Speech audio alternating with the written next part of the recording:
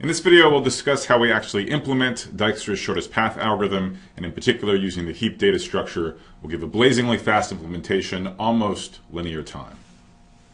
Let me just briefly remind you the problem we're solving. It's the single source shortest path problem. So we're given a directed graph and a source vertex S. We're assuming that there's a path from S to every other vertex V.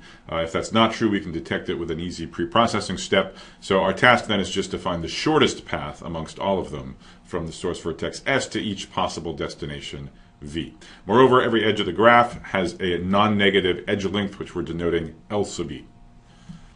So recall that Dijkstra's algorithm is driven by a single while loop. So we're going to add one additional vertex to an evolving set capital X as the algorithm proceeds. So X is the vertices that have been processed so far. We maintain the invariant that for every processed vertex we've computed what we think the shortest path distance is to that vertex. So initially X is just the source vertex S. Of course, the shortest path distance from S to itself is 0. And then the cleverness in Dijkstra's algorithm is in how we figure out which vertex to add to the set capital X each iteration. So the first thing we do is we focus only on edges that cross the frontier, edges that have their tail in capital X and their head outside of capital X. Now, of course, there may be many such edges that cross this frontier, and we use Dijkstra's greedy criterion to select one of them. So for each crossing edge, each edge with a tail in X and head outside X, we compute the Dijkstra greedy score. That is defined as the previously computed shortest path distance to the tail of the arc plus the length of the arc. So we compute that for each crossing edge, and then the minimum edge, we're calling it V star W star. That determines how we proceed. So we add the head of that arc W star to the set capital X, and then we compute the shortest path distance to W star to be the previously computed shortest path distance to V star plus the length of this extra hop V star W star. Now, back when I explained this algorithm, I did it using two arrays, an array capital A and an array capital B. A is what computed the shortest path distances, and remember that's what the problem asks us to compute. And for clarity, I also filled up this array capital B just to keep track of the shortest paths themselves. Now, if you look at the code of this algorithm, we don't actually need the array capital B for anything. When we fill in the array capital A, we don't actually refer to the B array. And so now that we're going to talk about real implementations of Dijkstra, I'm actually going to cross out all of the instructions that correspond to the B array, okay? Because you would not, as I told you earlier, use this in a real implementation of Dijkstra. You would just fill in the shortest path distances themselves. So in the next quiz, what I want you to think about is the running time of this algorithm if we implemented it more or less as is, according to the pseudocode on this slide, without any special data structures. And in the answers to the quiz, we're going to be using the usual notation where M denotes the number of edges in the graph and N denotes the number of vertices of the graph. So the correct answer to this quiz is the fourth one, that the straightforward implementation of Dijkstra's algorithm would give you a running time proportional to the product of the number of edges and the number of vertices. And the way to see that is to just look at the main while loop and look at how many times it executes and then how much work we do per iteration of the while loop if we implemented it in a straightforward way. So there's going to be n-1 iterations of the while loop. And the reason is that the algorithm terminates once every single vertex has been added to capital X. There are n vertices. Initially, there's one vertex in X. So after n-1 iterations, we'll have sucked up all of the vertices. Now, what's the work done in each while loop? Well, basically, we do, naively, a linear scan through all of the edges. So we go through the edges, we check if it's an eligible edge, that is, if its tail is an X and its head is outside of X. We can keep track of that just by having an auxiliary Boolean variable for each vertex, remembering whether it's an X or not. And then amongst all of the eligible edges, those crossing the frontier, we just, by exhaustive search, remember which edge has the smallest Dijkstra score. Know we can compute the Dijkstra score in constant time for each of the edges. So that's a reasonable algorithm. We might be able to get away with graphs that have, say, hundreds or thousands of vertices using this straightforward implementation, but of course, we'd like to do better. We'd like the algorithm to scale up to much larger graphs, even graphs with potentially, say, 1 million vertices. So the answer is yes, we can do better, not by changing the algorithm, but rather changing how we organize the data as the algorithm proceeds. So this will be the first time in the course where we use a data structure to get an algorithmic speed up. So we're going to see a really lovely interplay between, on the one hand, algorithm design, and on the other hand, data structure design in this implementation of Dijkstra's algorithm. So you might well ask, what's the clue that indicates that a data structure might be useful in speeding up Dijkstra's shortest path algorithm? And the way you'd figure this out is you'd say, well, where is all this work coming from? Why are we doing a linear amount of work in the edges for a linear number in the vertices iterations? Well, at each iteration of this while loop, what we're doing is we're just doing an exhaustive search to compute a minimum. We look at every edge, we look at those that cross the frontier, and we compute the one with the minimum Dijkstra score.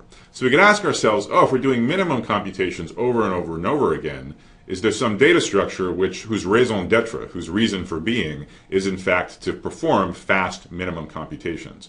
And in fact, there is such a data structure. It's the heap data structure. So in the following description of a fast implementation of Dijkstra's algorithm, I'm going to assume you're familiar with this heap data structure. For example, that you watched the review video elsewhere on the course site that explains them. So let me just remind you with a lightning quick review of what we learned in that video. So heaps are generally logically thought of as a complete binary tree, even though they're usually implemented as laid out in an array. And the key property that you get to leverage, but that you also have to maintain in a heap, is the heap property, that at every node, the key at that node has to be at least as small as that of both of the children. This property ensures that the smallest key of them all has to be at the root of this tree. To implement extract min, you just pluck off the root. That's what you return. That's the minimum element. And then you swap up the bottommost rightmost leaf, the last element, make that the new root, and then you bubble that down as necessary to restore the heap property. When you do insertion, you just make the new element the new last leaf, bottommost rightmost leaf, and then you swap up as needed to restore the heap property. When we use heaps in Dijkstra's algorithm, we're also going to need the ability to delete an element from the middle of the heap. But again, you can do that just by swapping things and bubbling up or down as needed. I'll leave it as an exercise for you to think through carefully how to delete elements from the middle of a heap. Because you maintain a heap as an essentially perfectly balanced binary tree, the height of the tree is roughly the log base 2 of n, where n is the number of elements in the heap. And because for every operation you implement it just by doing a constant amount of work at each level of the tree, all of these operations run in O of log n time, where n is the number of items that are being stored in the heap. As far as the intuitive connection between the heap data structure and Dijkstra's algorithm, in the main while loop of Dijkstra's algorithm, we're responsible for finding a minimum every single iteration. What are heaps good for? They're good for finding minimums in logarithmic time. That sounds a lot better than the linear time we're spending in the naive implementation of Dijkstra's algorithm. So let's now see how to use heaps to speed up Dijkstra's shortest path algorithm. Now, because every iteration of the while loop is responsible for picking an edge, you might expect that we're going to store edges in the heap. So the first subtle but really good idea is to actually use a heap to store vertices rather than edges. Going back to the pseudocode for Dijkstra's algorithm, remember that the only reason we focused on an edge was so that we could then deduce which vertex, namely the head of that edge, to add to our set capital X. So we're just going to cut to the chase. We're just going to keep vertices not yet in X, and then when we extract min from the heap, it'll tell us which is the next vertex to add into the set capital X. So the picture we're going to want to have in mind is Dijkstra's shortest path algorithm at some intermediate iteration. So there'll be a bunch of vertices in the set capital X, the source vertex, plus a bunch of other stuff that we've sucked into the set so far. And then there'll be all the vertices we haven't processed yet, a big group v minus x. Then there's going to be edges crossing this cut in both directions, from x to v minus x and vice versa. Now, before I explain the second invariant, let's just recall what the straightforward implementation of Dijkstra's algorithm needs to do. What it would do is search through all the edges, and it would look for any eligible edges, those with tail in x and head in v minus x. So in this picture, there would be 3 such edges. I've drawn the example so that 2 of the edges, the top 2 edges, both share a common head vertex, whereas the third edge has its own head vertex. The straightforward implementation of Dijkstra's algorithm would compute Dijkstra's greedy score for each of these 3 edges. And remember, by definition, that's the previously computed shortest path distance to the tail of the arc V plus the length of the arc VW. So the straightforward implementation just computes this. In this case, it would compute it for 3 edges, and whichever the 3 edges won had the smallest score, the head of that edge would be the next vertex that gets added to X. So let me specify the second invariant, and then I'll tell you how to think about it. So because we're storing vertices rather than edges in the heap, we're going to have to be fairly clever with the way we define the key of a vertex that's in this heap. So we're going to maintain the property that the key of a vertex V is the smallest greedy Dijkstra score of any edge which has that vertex as its head. So let me show you what I mean in terms of our example where we have three crossing edges. Suppose for these three edges in the upper right, they happen to have Dijkstra greedy scores of 7, 3, and 5. Let's look at what the key should be for each of these three vertices I've drawn in V minus X. Now for the topmost vertex, this is pretty interesting. There are two different edges whose tail is an X and have this vertex as their head. So what should the key of this vertex be? Well, it should be the smallest Dijkstra greedy score of any of the edges whose tail lies on the left-hand side that terminate at this vertex. So there's two candidate edges. One has Dijkstra greedy score 3, one has Dijkstra greedy score 7. So the key value should be 3, the smaller of those two. Now, the second vertex, there's only a single edge that has tail and X and that terminates at this vertex. So the key for this vertex should just be the score of that unique edge. So in this case, it's going to be 5. And then this poor third vertex, there's actually no edges at all that start at X and terminate at this vertex. There's only one arc going the wrong direction.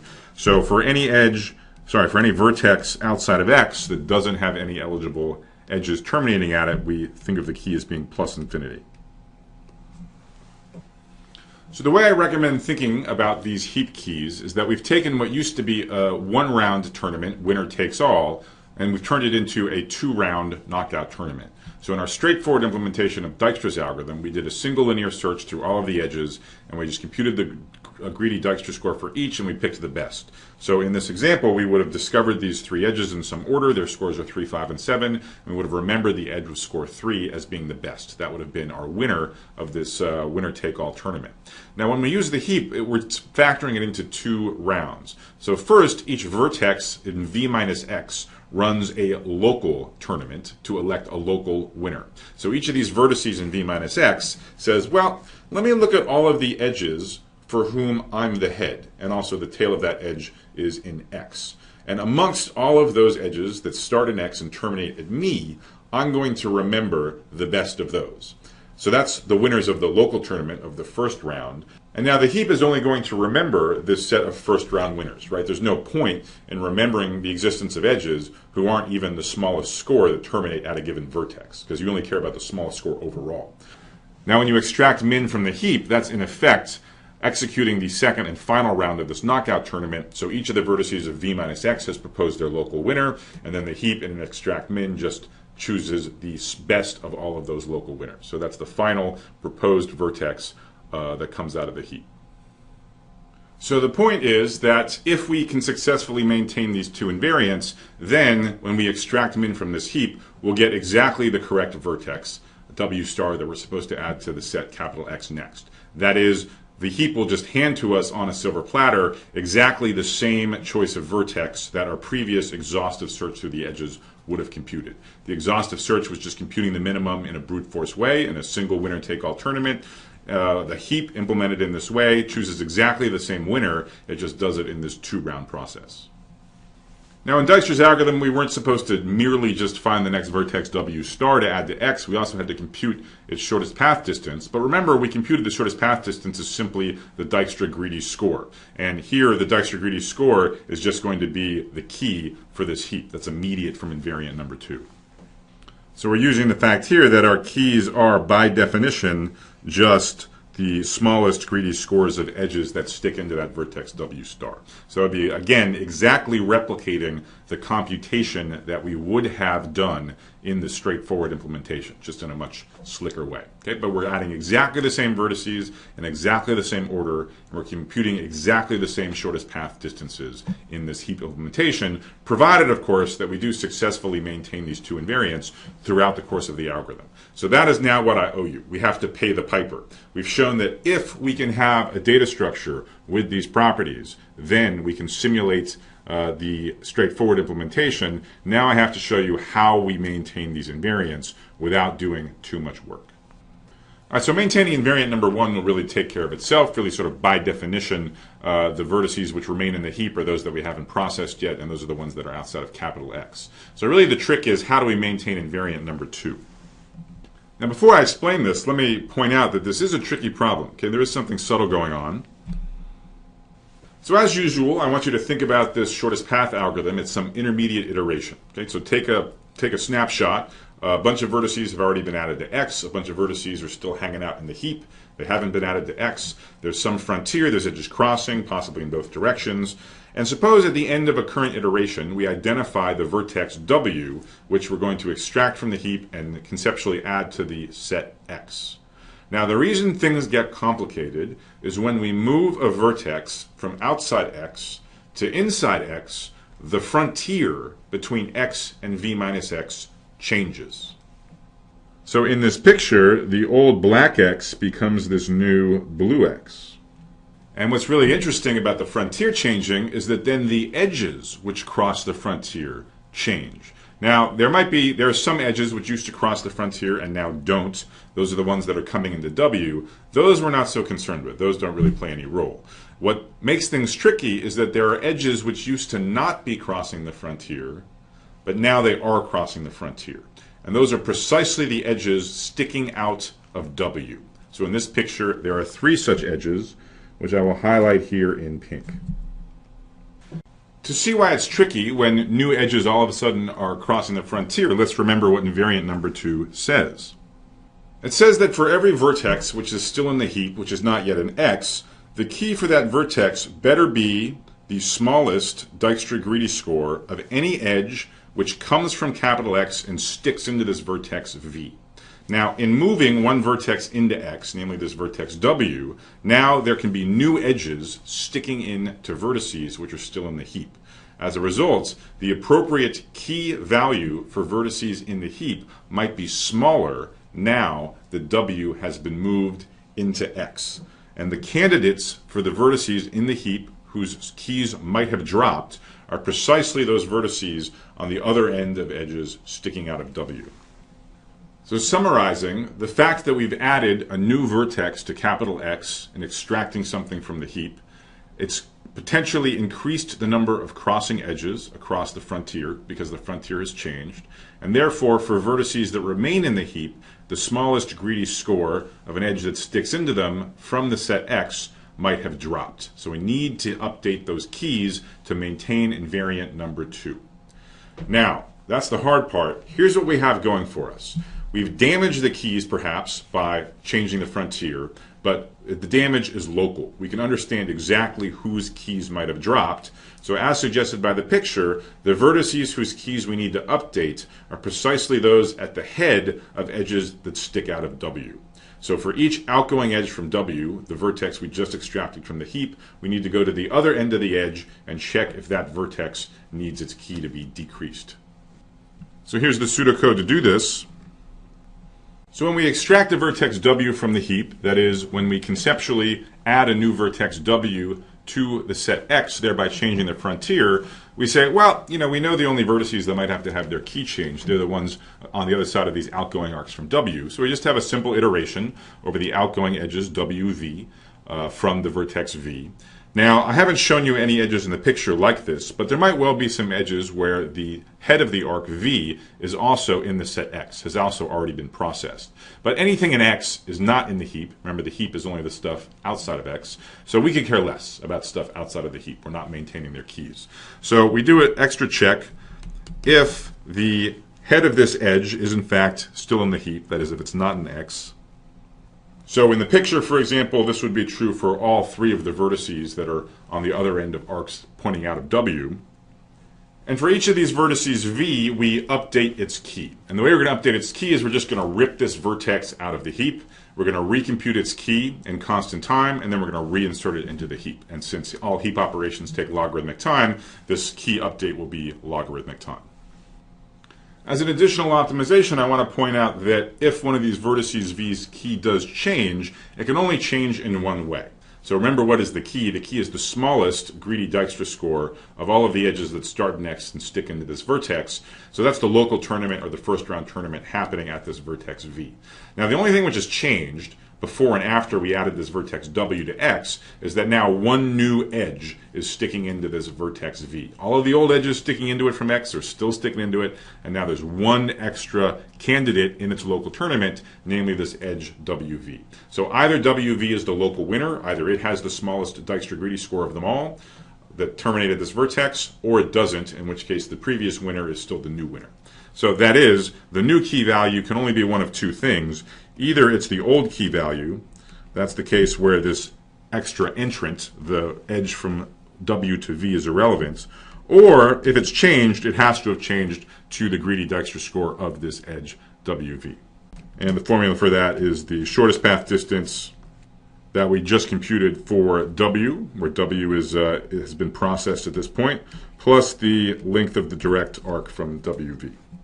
And again, conceptually, this formula is just the greedy Dijkstra score for the arc WV, the new entrant in V's local first round tournament. So now, having updated V's key appropriately so that invariant number 2 is restored, and once again the key of every vertex does reflect the smallest greedy Dijkstra greedy score of any edge sticking into it from the set X, we can safely reinsert this node back into the heap with its new key value. And these three lines together are just a key update in logarithmic time for one of these vertices that's at the other end of an arc sticking out of the vertex W. So let's tally up the running time in this new implementation. One thing I want you to check, and this will definitely help you understand this refined implementation of Dijkstra's algorithm, is that essentially all the work done is through the heap API. That is, all of the running time that we have to account for is in heap operations. We don't really do non-trivial work outside of heap operations.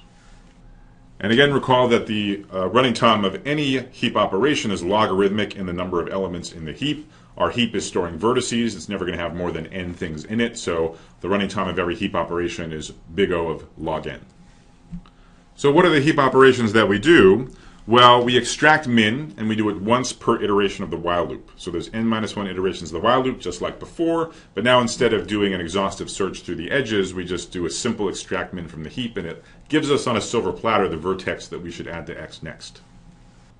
So what do we do beside extract mins? Well, we have to do this work paying the piper. We have to maintain invariant number 2, and every time we extract a min, that then triggers some subsequent key updates. And remember, each of these key updates is a deletion of an element from the heap followed by an insertion.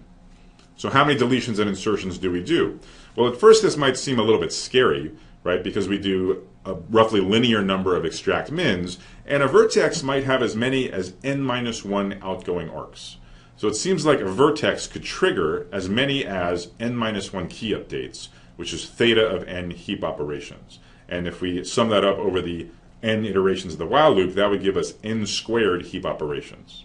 So, and indeed in dense graphs that can be the case. It is true that a single vertex might trigger a linear in n number of heap operations, but that's the wrong way to think about it. Rather than have this vertex-centric perspective on who's responsible for heap operations, let's have an edge-centric view. So for each edge of the graph, let's think about when can this be responsible for some heap operations, in particular a decrease in key and the resulting insertion and deletion. Well, if you have an edge and it points from the vertex V to the vertex W, there's actually only one situation in which this edge is going to be responsible for a decrease in key. And that's in the case where the tail of the edge, V, gets sucked into the set X before the head W of this edge gets sucked into the set X. If that happens, if V gets sucked into X and W is still outside of X, then indeed we're going to have to decrease the key of W, just like we did in the examples. But that's all that's going to happen. V can only get sucked into X once, it's never going to leave it. So it's only responsible for this single decrease in key of its head W, and that's one insertion and one deletion. And in fact, if the endpoints of this edge get sucked into X in the opposite order, if the if the head of this edge W gets sucked into X first, that doesn't even trigger a key decrease for V, and V will never have its key decreased because of this particular arc from V to W. So the upshot is that each edge VW of the graph triggers at most one insert delete combo. So what does this mean? This means that the number of heap operations is big O of n, that's for the extract mins, plus big O of m, that's for the insert delete combos triggered by edges during the decrease keys. Now, I'm going to write this in a simplified way. This is just O of m, the number of edges, and this is because of our assumption that there's a path from S to every other vertex. If you think about it, that means the graph is at least weakly connected. If you picked it up, it would stay together in one piece. So that means it at least contains a tree, at least in the undirected sense, which means it contains at least n-1 edges. So we're in the case of weakly connected graphs where n dominates n. M is always at least as big as n, at least up to a +1. So what that means is the running time of Dijkstra's algorithm with this heap implementation is just a log factor larger. Remember, every heap operation takes time logarithmic. So we do a linear in m number of operations. Each takes time logarithmic in n. So the running time is m log n. With, I should say, quite good constants. So this is a really, really impressively fast algorithm for computing such a useful problem as shortest paths. So we got a little bit spoiled in our discussion of graph search and connectivity, where it seemed like any problem we cared about we could solve in linear time, O of m plus n. So here we're picking up this extra logarithmic factor, but I mean, come on, this is still awesome. A running time of m log n is unbelievably faster than a running time of m times n, which is what we had in the straightforward implementation. So this deft use of the heap data structure has given us a truly blazingly fast algorithm for an extremely well-motivated problem, computing shortest paths.